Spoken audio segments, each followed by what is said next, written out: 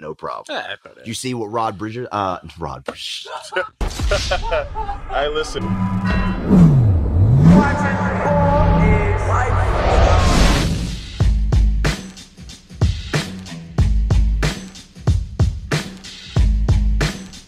What up? What up?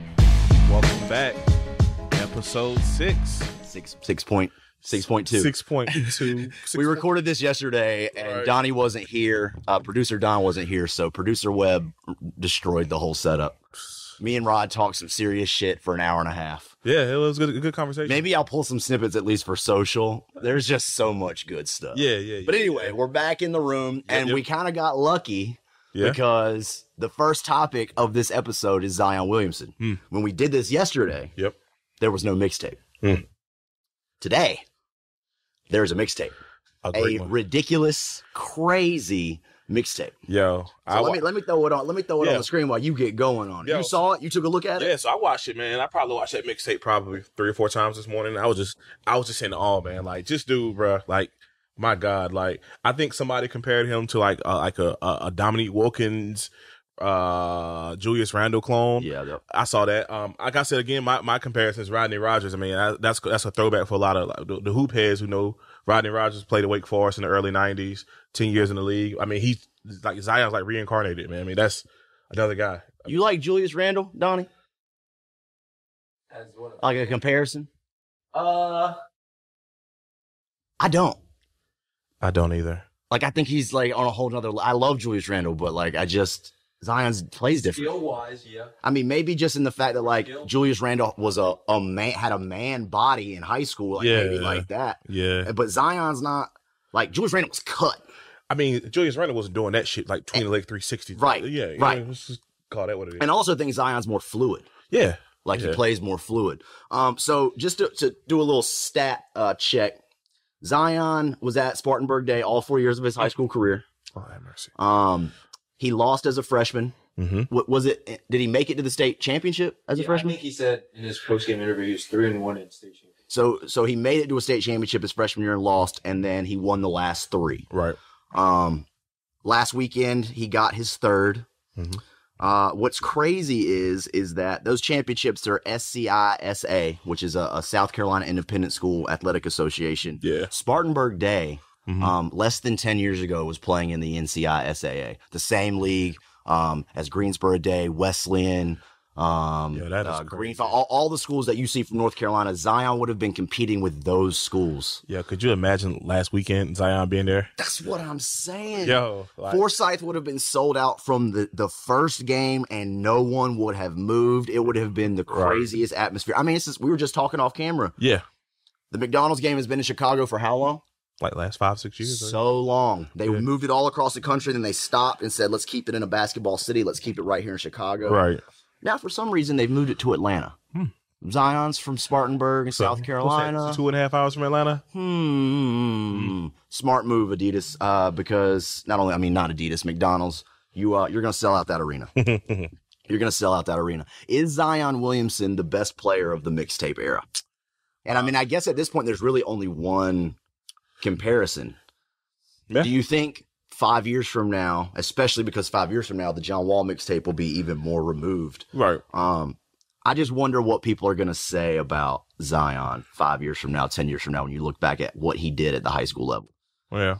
Because, when you're playing in it, it's hate. Right. Oh, well, his competition sucks. There's this, there's that, whatever. Yeah. But once he becomes someone in the NBA, right, and you know how good he really is going to be, right, you learn to appreciate. Then you go back to that high school footage, and it's less like, oh, look at the competition, and more like, oh my God, that's what he looks like. Because that's how I started in all this. Right.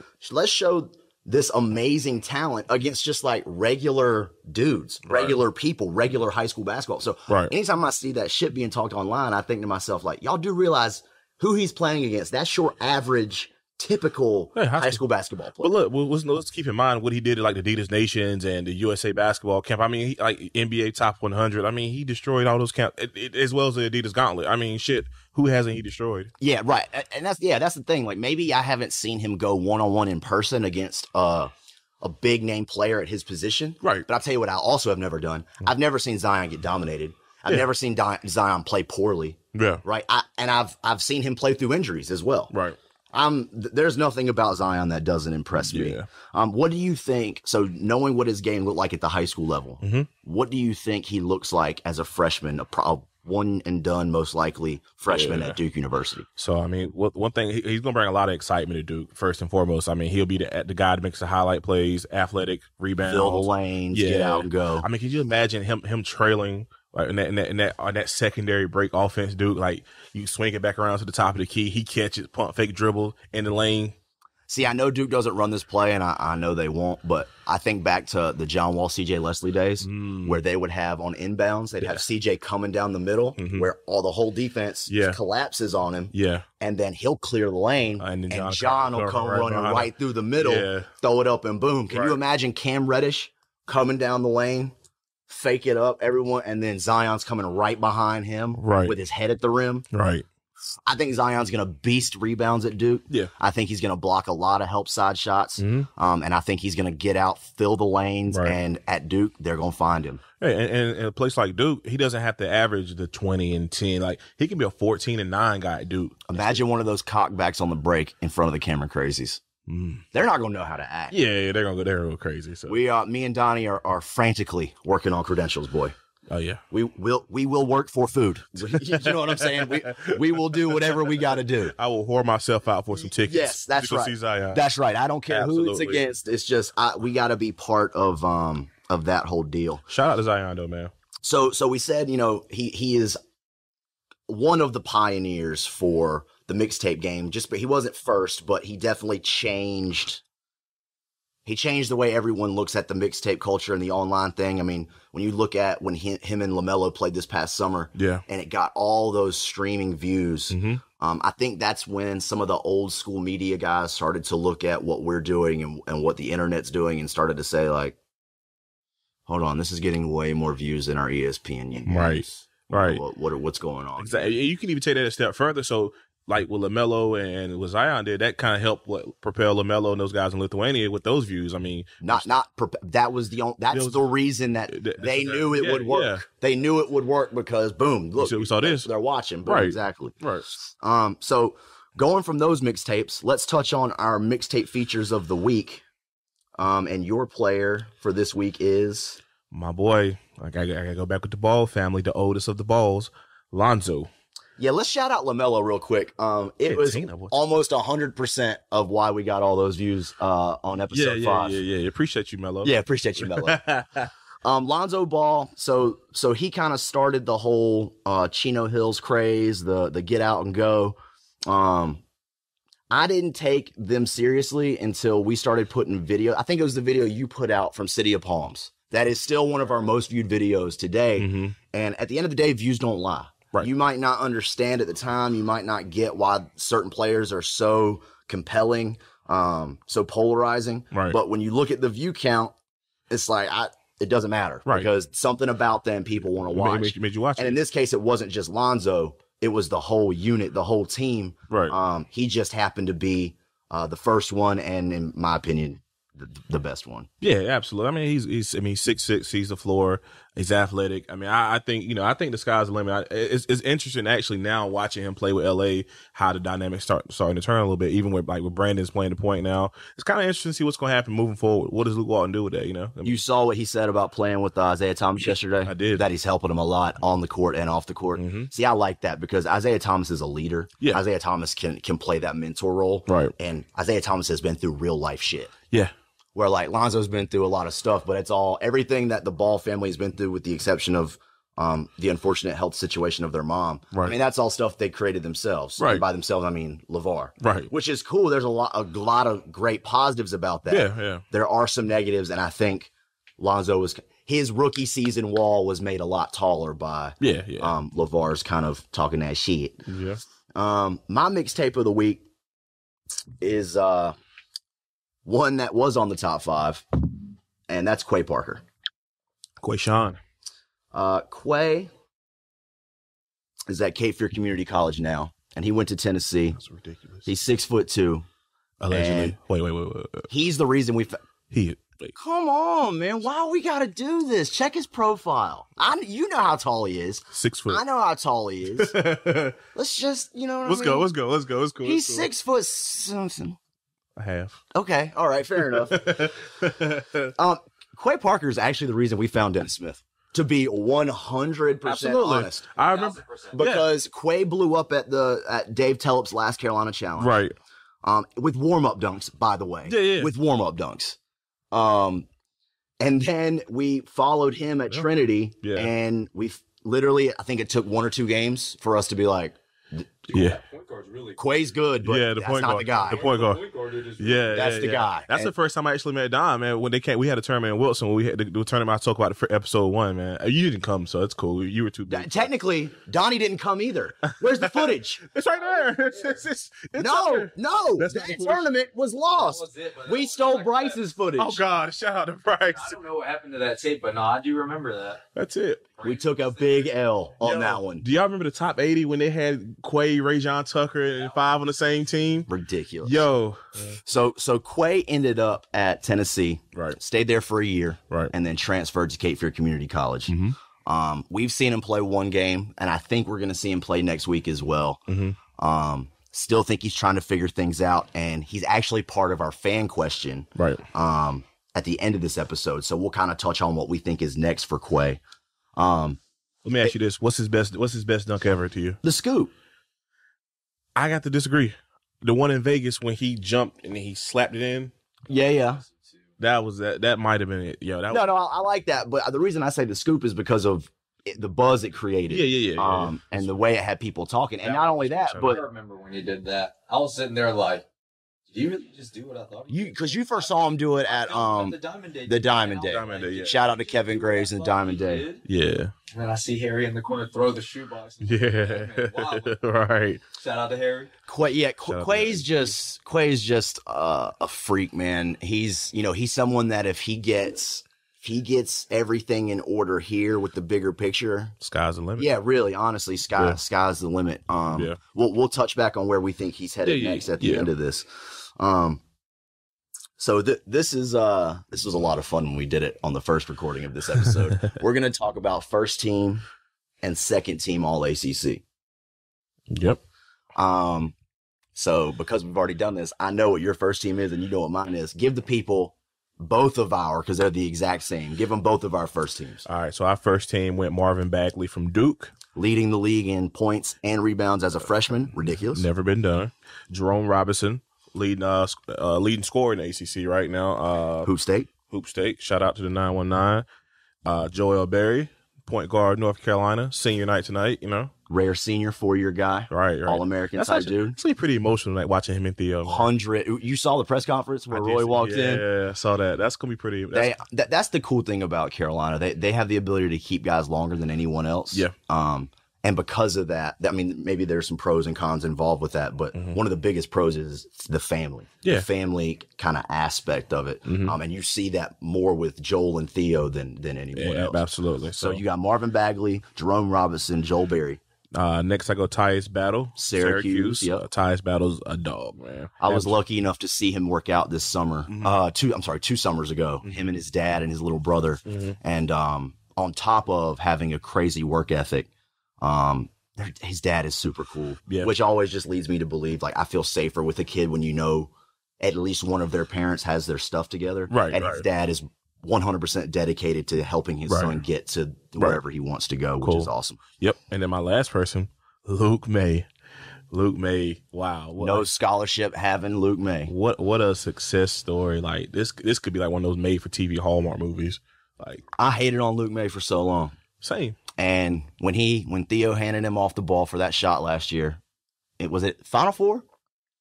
Elite Eight. In the Elite Eight to get to the Final Four. When he hit that shot, that's it. I will never, ever, ever, ever say anything about Luke May ever again. Didn't the kid went to class the next morning at 8 a.m. to Carolina? Would you have gone to class? Would you have gone to class at 8 a.m.? Would you have gone to class at 8 a.m.? I didn't go to class at 10 o'clock. What do you mean? That's what I'm saying. There is no way you'd have caught me in there. Right. Luke May is a person who had plenty of opportunities elsewhere, smaller schools. Right. He knew where he wanted to go. He paid for his tuition for the first year, which is, I mean, just to understand the kind of the the risk taken, and then after that year, he got a scholarship, and now he's right. In my opinion, he's the best player in the ACC this season. Yeah, like you've never heard of a walk-on player at UNC. Is it him and Marvin Bagley for Player of the Year? They got to be 1-2 right now. Okay, they got to be. I mean, so our first teams were the exact same. Mm-hmm. Hand me your second team All ACC. My second team, I went Wendell Carter Jr., another beast. Went Yurt 7 from NC State, having a great year. Well, great ACC season. Well, my boy Kai Bowman. Kai's the only guard in the country, averaging 17, 6, and 5 right now. That's major. My last two kind of wild cards a little bit. One I want Cal guy from UVA. They're the number one team in the country, so you have to have somebody representing them. You should. Yeah, you know, I mean, do I think they have an all-league guy? No, but would they get one voted? Probably. Then my last guy went Justin Robinson from Virginia Tech, the point guard. I mean, he's been a catalyst. I mean, he was my last guy pushed to the third team. Right. So they're the only team in the last 30 years to beat UNC, Duke, and Virginia. I mean, UNC, Duke, and Virginia in the same season. So that's major. So the thing with UVA, because I left all UVA guys off, and we tried to pick one because Donnie helped me with my list.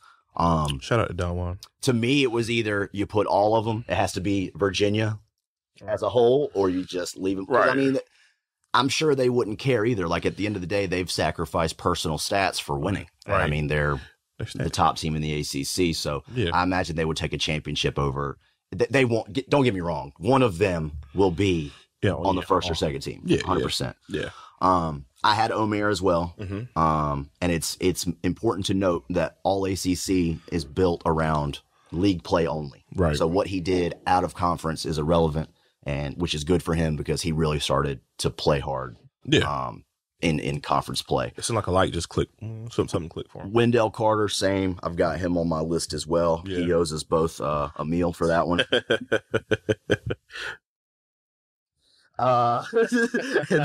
And then on my list, the next three guys you didn't have, I took Grayson Allen because I figured I'd be tripping if I didn't. Whoa. Can I say that? See, that's why I wish we had the first episode because I did the same joke. You know what I mean? It just went from there. It really got like he was giggling. It was good stuff. You know what I mean? It was funny. It was a dad joke. It was a terrible dad joke. Less effective the second time around. Right. But I be tripping. Grayson Allen. What I looked at the cameras like Grayson Allen. I be tripping. My God. It was so horrible.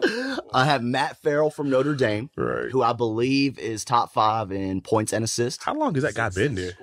8 years. This is his 9th year, I believe. Right, good God. He's been there longer than Perry Ellis was at Kansas. Yeah, he's they basically just named him the coach in waiting at this point. Yeah, pretty much. And then my last guy is Marquise Reed from Clemson.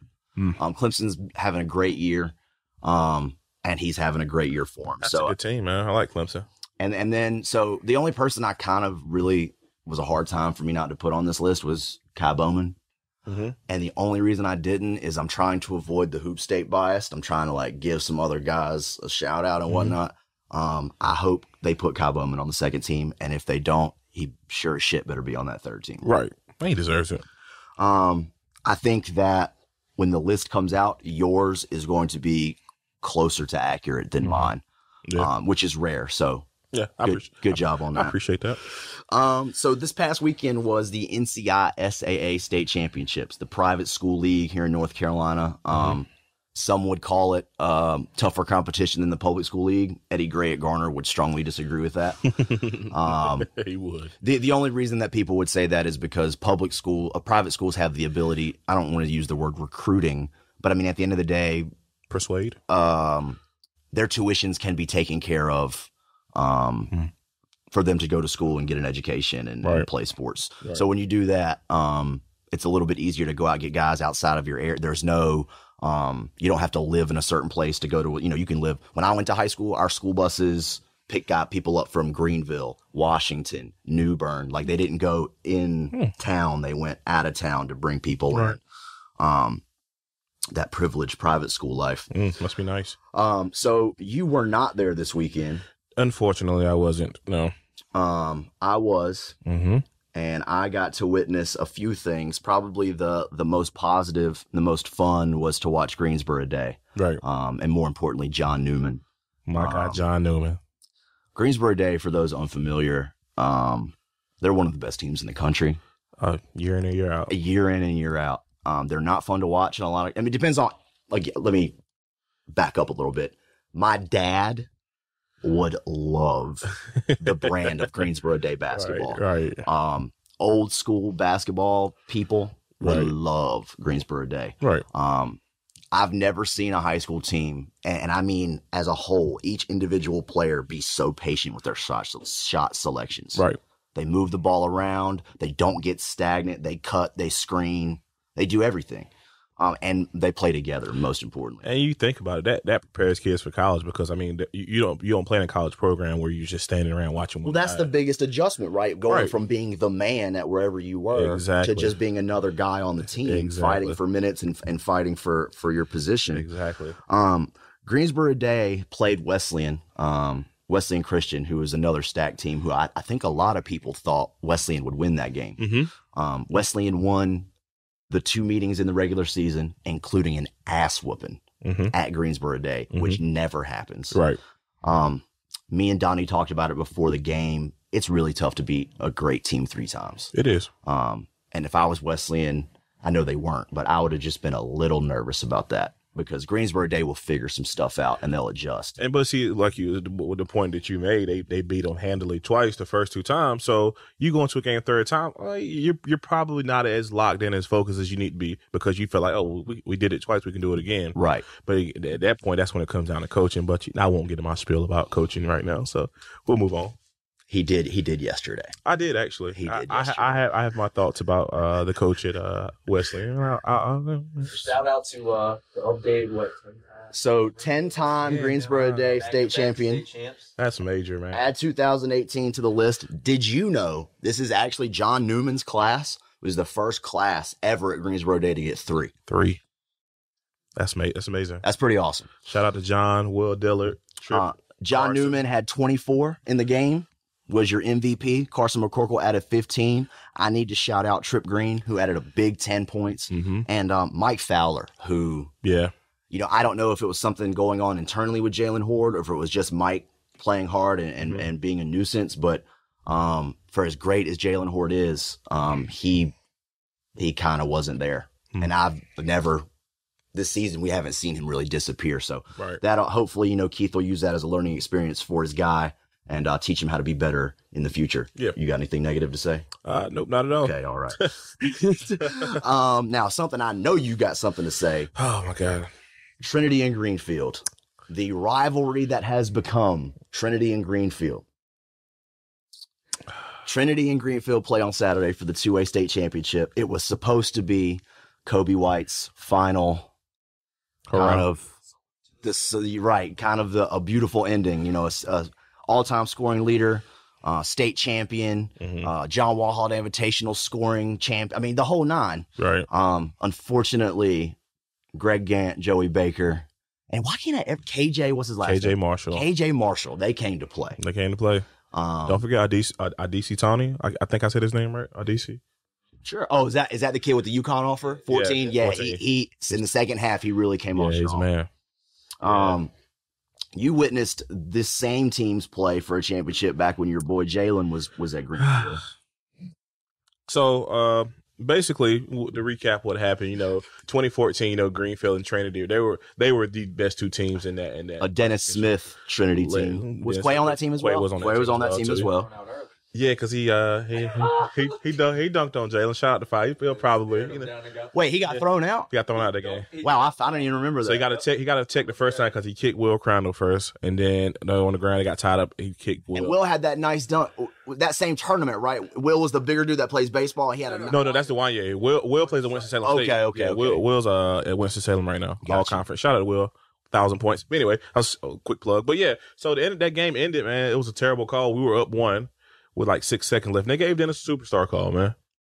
I mean, you can. I have the footage. We'll put the footage up, and we'll let the people decide whether or not that was a foul. Dennis knows it was a foul, and it wasn't a foul. It wasn't a foul. Your boy shouldn't have done this. That's true. Shout out to X. They wouldn't have called a foul. True. Shout out to X, man. But that was a terrible call. But no, Greenfield and Trinity's been a good rivalry, man. I mean, this was another classic addition to the series, man. I mean, but Rob Salter, keep your head up. Keep doing exactly what you're doing. It's all, shout out to Salt, man. It was tough to watch Greenfield lose that game, especially, I'm from Kinston. I'm right up the road. Yeah. And I felt it for him. And I had a chance to speak to Coach Salter after the game and just kind of almost exactly what you tweeted, that not a lot of people can do what they did, especially from that small community. And we're all proud of him. I do want to say, too, going back to Greensboro today, I want to shout out Will Dillard. Yeah. Will Dillard wasn't able to play. He dressed out, and he hasn't played the last quarter of the season or so. Mm-hmm. And it was obvious that they were playing for him. Him and John Newman at the end of the game had an embrace, and it was pretty emotional. And whatever Will's got going on, I pray for him, and I hope that he gets to wherever he wants to be and gets to do whatever it is he wants to do. Yep. Big shout out to Will Dillard. Moving on to a national topic. Mm-hmm. FBI and NCAA. All the news and all the stuff that's been coming out. What's your thoughts on all that? Well, I actually saw one of the coaches of the teams implicated yesterday, one of the main players implicated. I started to ask him yesterday. He came in my place of employment and complaining about a phone bill. Never mind. But I'm not here to talk about that. But I started to ask him, like, hey, what are your thoughts on the FBI investigation? But he left kind of fast. So, but yeah, man. He's probably like, I'm going to go check out AT&T. I got to get out of here. Nah, he came from AT&T, actually. But I'm telling too much. But but yeah, man. No, it's crazy, man. But at the end of the day, I mean, it just shows you what's wrong with college basketball, with college sports in general. These kids need to be paid, man. I mean, they generate millions and millions of dollars. Why not pay them? So, I mean, you can pretty much eliminate the middleman if you just pay these kids. What's funny to me is watching the FBI dump this information. Right. And it's like they're expecting people to be like, oh my God. Oh my gosh. You're paying the players? Right. When in reality, the comments back, with the exception of like very few, is like, yeah, you should be paying them more. Right. You should be paying, like, this is not enough. That's all they got? Right, exactly. Yeah. And there's also a major difference between, like, I get the vibe, like, when the FBI does a dump, it's like, oh, college basketball's over. What they did this week was told us that agents paid players that are no longer in college. No shit. So who cares? Right. Unless that's coming from a championship team. Right. I mean, that's the worst case scenario, is that they take your banner away. Right. Like Dennis Smith at State. If that's true, they vacate 11 wins. Take them shits. Well, who can't have them? You can have them. Right. Huh. Especially because they're not even Keats. Those are Godfrey games. Right. You can have them. You can definitely Who have cares? Right? And he's worst case for Dennis, he's got to pay a little bit extra taxes. Right. Taxes on $78,000 for a dude who's in the NBA ain't shit. Right. I think he's guaranteed his rookie contract, what, 15, 20 million probably? He'll pay that, no problem. You see what Rod Bridger... Hey, listen, man. You see what your cousin, Miles Bridgers, you see what he had to pay back? That is not my cousin, but if he did, he gave $40? He had to give $40 back to be eligible. That's a Miller out. John had to give $200 back to be eligible. I remember that. Stupid. That's the dumbest shit I ever seen. Yeah. So what I think is happening with this FBI, because I get this question all the time. Mm-hmm. What I think is happening is they had their first snitch. Right. Told him everything he knew. Mm-hmm. They took that information. They ran their investigations. They got their wiretaps. They got their access, whatever. They arrested their first group of people. Right. None of those people are criminals in like the general sense of the word. Right. So when you bring them into a FBI investigation, you scare the shit out of them. They're going to tell you everything that they know. Exactly. They take that information that those people told them. Mm-hmm. They investigated it. Another round of arrest. Another round of information dumps. Right. The information dumps are PR. Right. 100%. That's all they are. Right. You think the Sean Miller wiretap from Arizona, you think that's all they have on wiretap? Exactly. But here's the thing, though. You know, coaches all across the country, their butthole said, right. Just like that, as soon as that came out. So ESPN had a report that said, oh, yeah, Sean Miller's on the wire, but nobody from ESPN ever heard the tape. Of course. So what happens if that tape never releases? Oh, it will. Yeah. Oh, it's coming. Yeah. And there's going to be a lot more coaches on the tapes. Can you imagine when you're doing stuff wrong and you don't think anyone's paying attention to you? Which, why would they? Why would they think anyone was paying attention to them? Imagine the crazy shit that was said on. I've heard crazy things said on the phone when I first started from college coaches, just being in conversations with recruits and stuff. Right. So I can only imagine what they have. Man. And at the end of the day, this is going to be years and years of investigations and arrests. And at the end of the day, when it's all said and done, I absolutely think they unravel this whole thing. Man, listen, if a college coach want to funnel some money, come holler at Rod Bridges. I'll tell you how to do it real quick. That's what I mean. I will tell you guys how to do it. First of all, don't talk on an iPhone or anything like that. Get a burner. Go get your Obama phone, something that people can't really trace. You know what I'm saying? Once you do it, go shout out to Boost Mobile. Right. Dump it in the river. Make what you have. There you go. Put the money Cash in the bag. Only. Put the money in the bag. Unmarked bills. Let's go. That's what we doing. Cash only. I'm not a criminal or anything, but you know. That's the thing. But neither am I. It's if you watch any kind of team, everyone, and we said this yesterday, anyone in college coaching could have saved themselves a lot of hassle by just watching The Wire. Right. That's it. Just watch The Wire. Simple. You could have saved your whole career. Or power.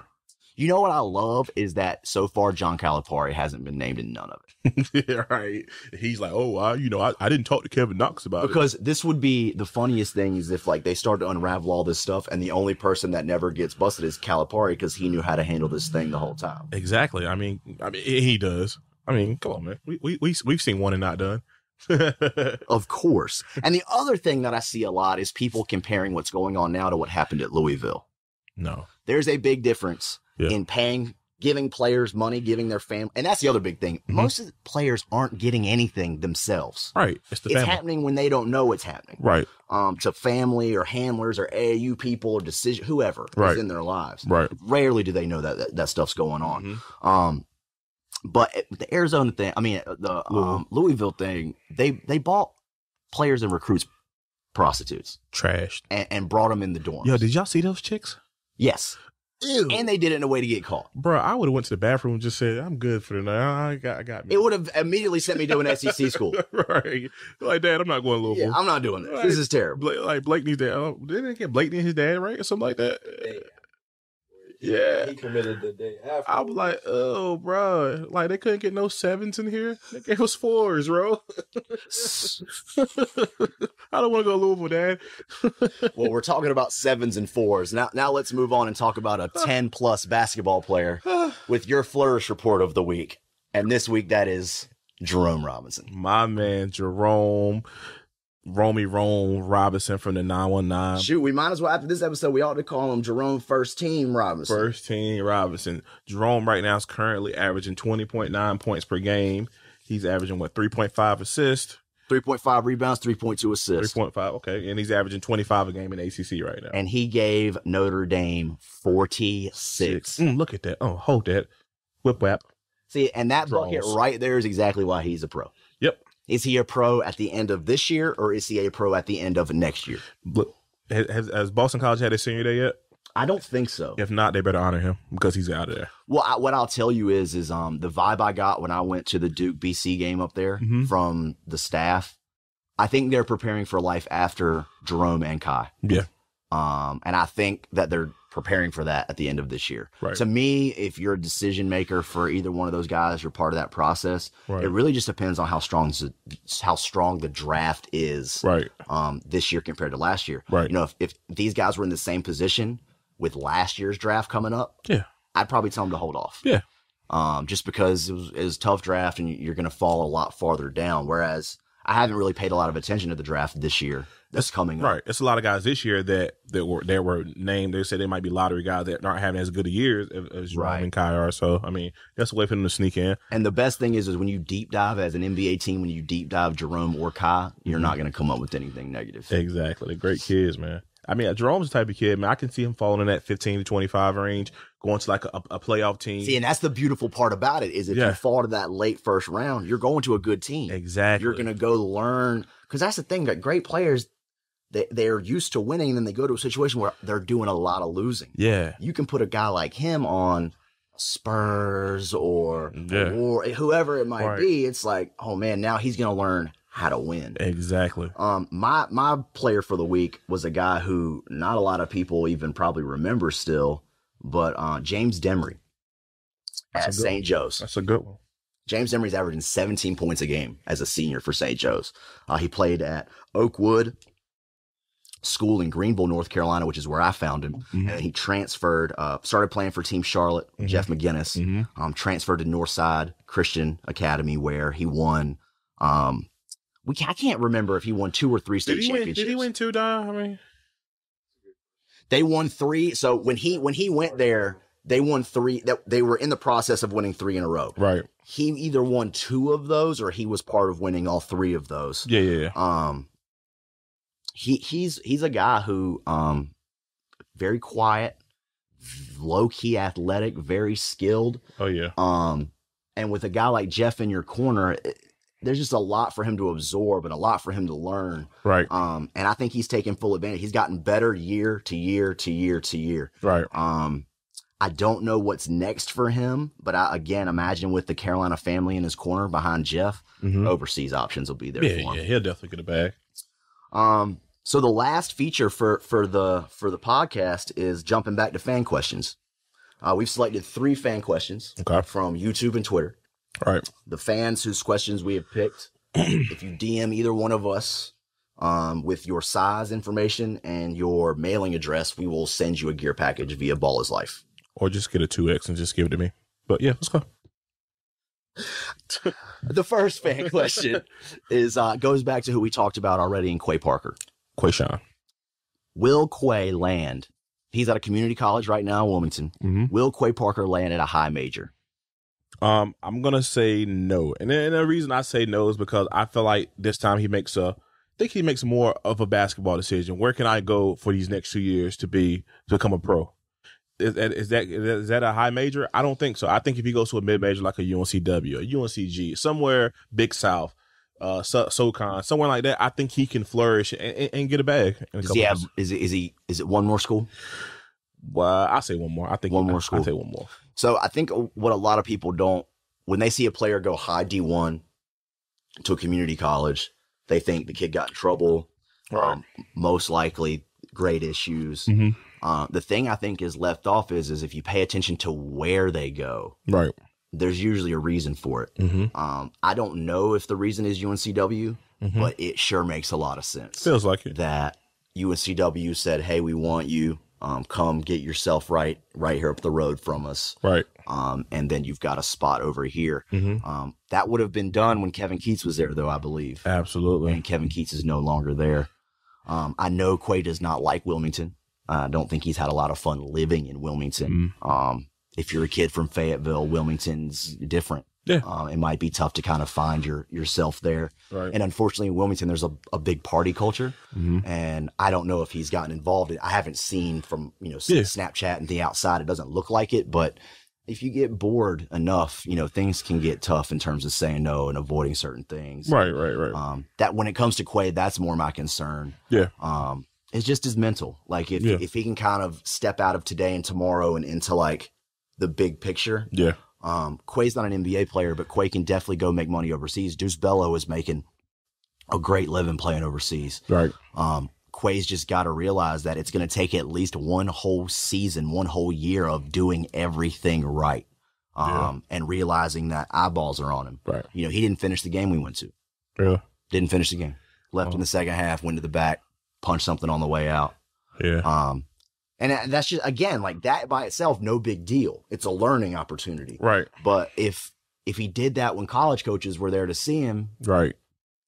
Who knows? I mean, it's all it takes one time. Exactly. And he's out there. It takes one, just like it takes one great game to get noticed. Right. It takes one stupid decision for them to be like, we're not dealing with that. Right. And Quay, man, if you're watching this, man, we're not bashing you in any way, man. We want to see you succeed, man. Like if I didn't believe in you, we wouldn't even be talking about you. Right. A hell of a talent, bro. Like just, And I'm less worried about that because I've had the longer I go into this and kind of become an older presence in the high school scene.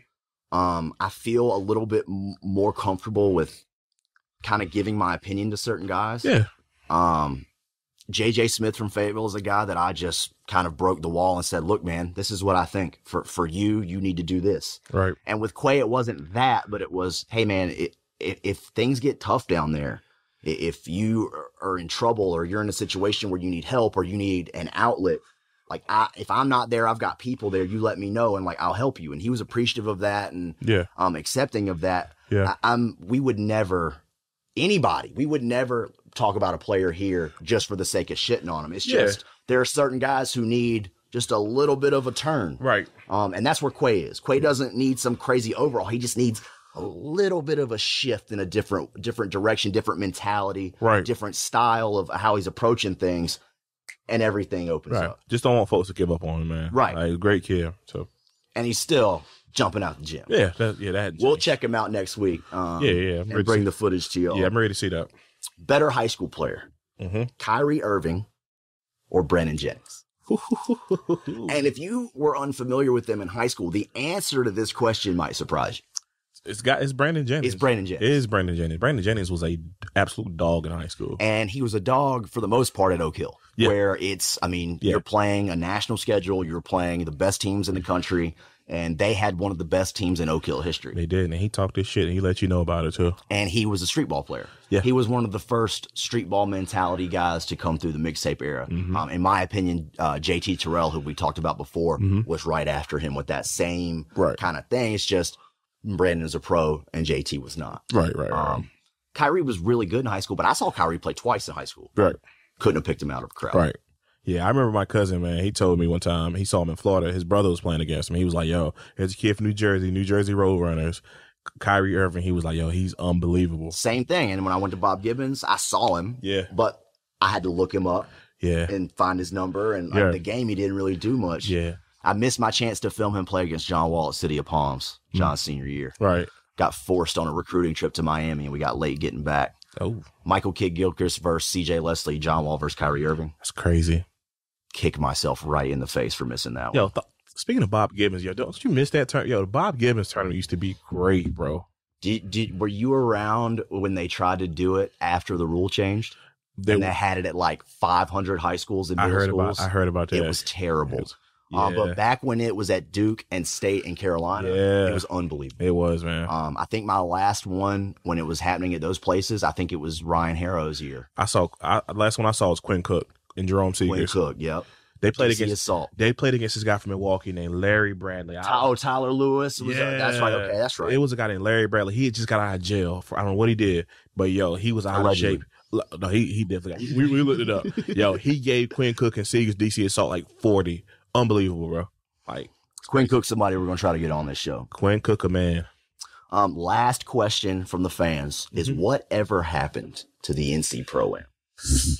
I think the biggest thing that happened when they took the NCAA enforced the rule where you can't have it there. They said it's a recruiting advantage. I mean the guys that were there, no offense to NCCU and Coach Moulton, but those weren't central caliber guys. And what I'm confused about is if you, and I know back then they allowed it, but if you remove the high school players' ability to play in it, what is guys are already in college. Exactly. Like just take the high school guys out. Simple. So there was that. The change in venue was a big downswing. Right. And I know from working with John Wall, the high school players being allowed to play in it is what kept the pros from coming back. Right. Because if you're a guy who's making money playing, you're not going to come play with kids that don't know what they're doing and run the risk of getting hurt. Exactly. You want to talk about a bad PR hit? Blow your knee out playing against a senior in high school. Yeah, it was Leslie McDonald, right? Yeah, and see, that's the other thing. So, like, I always wondered when those guys would hurt their knees or their ankles or whatever. Right. I was waiting for college coaches just to be like, we're done with this. We're done with this. And both Kay and Roy at different times made statements saying, like, our guys are going to play pickup. Right. No matter what. Somewhere, somehow, they're going to find a place. Right. I'd rather them play at a sanctioned event with referees than you can go into a random high school and just play and pick up, in a no AC gym. Right. Injury just exists in basketball. If you're meant to get hurt, you're going to get hurt. Right. You just try to make as many smart decisions as you can. Right. The NC Pro-Am was incredible. That's how Donnie got started with us. Hey. Was at the NC Pro-Am. It brought the best college player. It brought the entire state home. Yeah. Everybody, if you're from North Carolina, you came home and you played in it. We had pros like Brandon Jennings and Kyrie Irving, Austin Rivers, Rasheed Wallace, Jerry Stackhouse. My man Jules. You remember Julius Hodge and John? Hodge and John went at each other. That might be my favorite moment. There was just so many. And then you had guys who no one knew about. The Will Buttons, the Dominique Suttons, guys who were just like jumping out the gym. Mason, the Plumleys played in it. Darius Johnson. I remember that. So here's the reality. The people that put on the NC Pro-Am, most of them are either from or connected to Kinston, where I'm from as well. It will be a long process, and I'm not exactly sure because we haven't got into it yet how possible it is. But I would love to add bringing the NC Pro-Am back to my resume. It'd be dope. And I'd like to do it in Raleigh. But again, it's all about location. Where can you get permission to do it? And then if the location is good, I mean, the next thing is just going to all the players and finding out what do you guys need to get it done. I have a place, but I won't say it right now. Well, say it off camera, and you can just be part of bringing it back. You know where I'm saying, but we can't. We had to talk about this a couple weeks ago, but we'll talk about it. Oh yeah, okay, yeah. I know. And he saw his face, right? Like, yeah. See, the only problem with that is whenever you rent a public school, they tax. It's not them. You don't. So like it's when we get the Holiday Invitational, what we pay for the rental goes directly to Wake County public school systems. Yeah. What Broughton makes is the concession stand, which is still, I mean, you're talking 5 figures over 4 days. Yeah, absolutely. But there's the check goes to Wake County schools. Yeah. So if you're doing 2 days a week for 8 weeks, I'm not sure how that would look. Right. The Pro-Am needs to come back. It is awesome. It was, man. I think if someone is willing to do the legwork, I think the guys who are in place, I think they'll help. Yeah. I hope. Call to action. Yeah. So this is the end of episode 6 for the second time. 6 point. 6 point whatever. Oh, 2. Whatever. First of all, whatever y'all did for episode 5, please do it again. Do it again and again and again. We hit 20,000 views within the first day of episode 5, and that's, for Ball is Life numbers, that's not crazy, but for 2 dudes sitting at a table talking that shit, I was proud of it personally. I appreciate you, man. Yeah, that's all Rod too. We're out here for oh my god. Keep watching, keep sharing, keep commenting. Give us topics, give us questions, give us conversations. Tell us what you like, what you don't like. Yeah, man. I want to say something real quick, man. I guess all the FBI news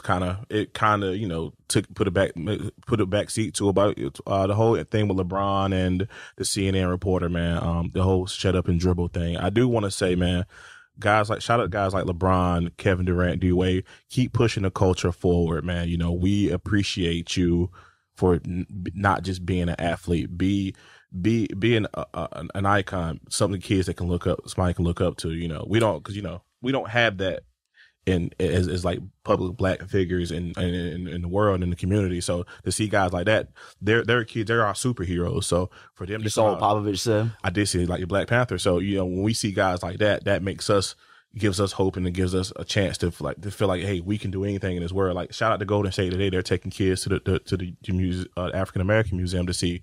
That's dope, so things like that. So don't allow, an individual or two to kind of, put a damper on what we're trying to do as a culture in terms of moving forward. So I had a buddy of mine back when all the national anthem stuff was going on, tried to tell me that he doesn't mind athletes speaking up, but they shouldn't do it at work.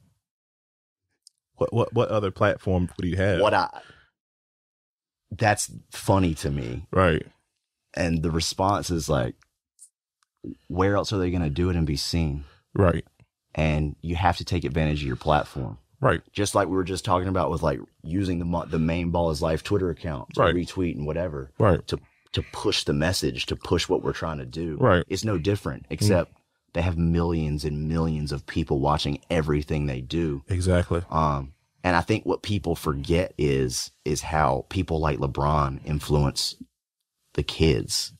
If you're familiar with the online space right now, there's vloggers, there's regular people filming themselves, and they've acquired tens of millions of followers, and those people buy their merchandise and go to events and do what they say to do. And it's like, exactly, you take talented people doing the same thing and pushing a positive message. Exactly.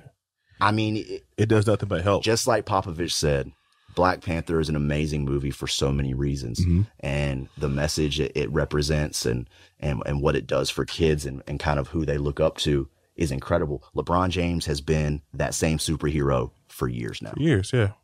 And that's incredible. Right. I was just talking to MJ earlier today. I was telling him, I was like, on the court, I'm not a LeBron fan. Everybody knows this, but off the court, love him. He's probably my favorite player ever off the court, just because of what he's done. And that's the ultimate respect. Right. If you can hate him, because I was the same way with Kobe. Right. You used to hate him, and at a certain point, either through on the court actions or off the court actions, something about people. Right. You respect him. Even if you don't like him, you respect him. I respect the shit out of LeBron. And you certainly don't like him on the court. I don't.